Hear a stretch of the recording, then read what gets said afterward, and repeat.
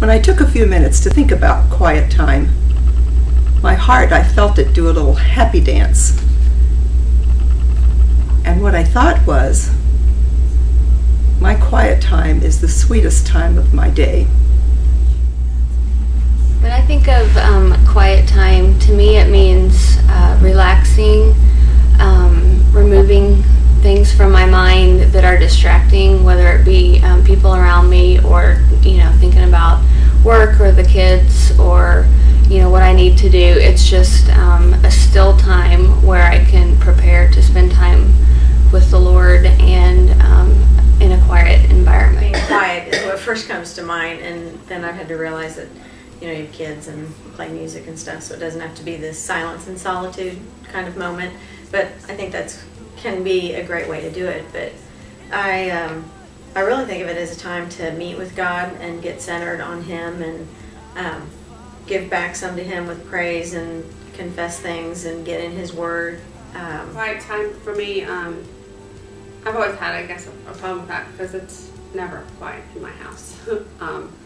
So, homeschooling, they're always here.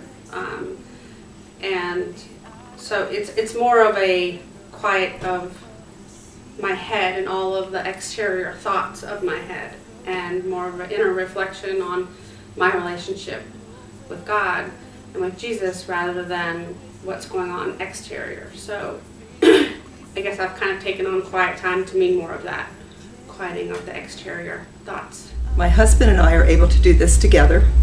Not always. We aren't always able to be on the same schedules. And it's a luxury that we've not had in the past for certain. But I would suspect that most people don't have that luxury at this time. But it's been a great blessing for us now. And actually, we call it prayer time. And it's a time that we set apart for God to be with Him.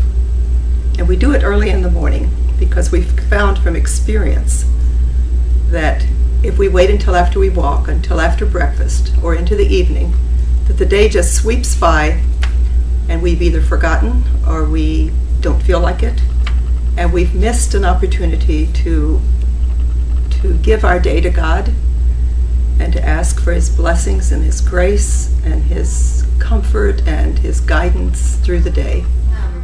My quiet time is, I've always thought it was very different from other people's because I do it at night before I go to bed, and you always hear about how you should get up bright and early and do your quiet time then. And that is, I'm not a morning person, and that's never worked for me. So I've had to kind of give myself some grace on that and realize there's not a specific time of day that's better than another for doing quiet time. And I usually read my Bible and have some different devotionals I might read. And I never liked journaling, and then decided I needed to try it out, so I started writing down just what verse struck out at me when I was reading, and then kind of started writing about why that verse stuck out to me, and the next thing I knew I was journaling, so it ended up not being as hard as I thought it would be. I've got a stack of books on my bedside table, and that's where I read my Bible and do all my journaling and everything. And sometimes if I get up in time, I'll do maybe a devotional first thing in the morning or read something out of a book. But most of it's done in bed at nighttime. My quiet time, honestly, is different each day. I know that I want to be in the Word, in the Bible. I don't want to say that I put a day on it because it always changes, but and have a longer time because I have kids at home, and it doesn't matter how I plan it; it never plans out right. So. But I wake up, and the first thing I do in the morning is I go to my Oswald Chambers, and I read, the daily message for that. And then from there I go on and, I get ready. And I'm kind of always praying as I'm getting ready because that's still my solitude time in my bathroom where no one comes into. And then usually about 3 days a week, I plan to be home longer in the mornings, and so I will move in to our living room and into my rocking chair, and that's when I open my Bible. It's a chronological way to read through the Bible.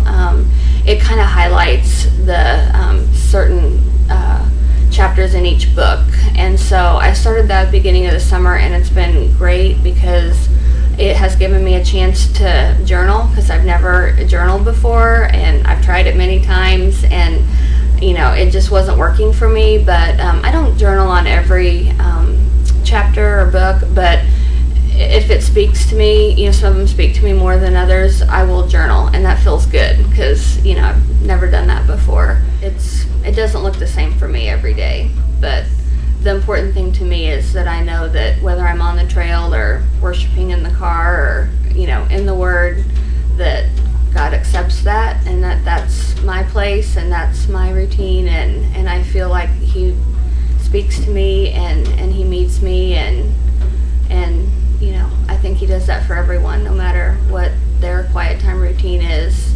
He loves it. And first of all, we start out the day. I homeschool all three of my children, and so we start out with a family devotional at breakfast, and I read it, and then we answer any questions or have any comments on it. And then while they're getting ready for the day, I will read some devotionals online, like